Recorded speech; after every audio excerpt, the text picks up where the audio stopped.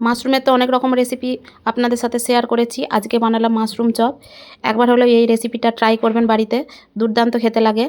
প্রথমে কিছুটা মাশরুম নিয়ে ভালোভাবে বেছে ধুয়ে পরিষ্কার করে রেখে দিলাম।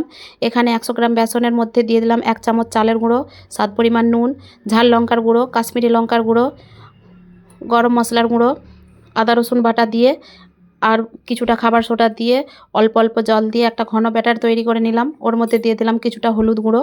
ঠিক চপ তৈরি করতে যেরকম ঘন ব্যাটার লাগে সেই রকম ঘন ব্যাটার তৈরি করে নিয়ে কড়াইতে তেল গরম করে নিয়ে ওই তেলের মধ্যে এক একটা করে মাশরুম ওই ব্যাটারে ডুবিয়ে উল্টে পাল্টে লাল লাল করে ভাজা করে উঠিয়ে নিয়ে সন্ধ্যাবেলা চায়ের সাথে পরিবেশন করুন এই মাশরুমের চপ।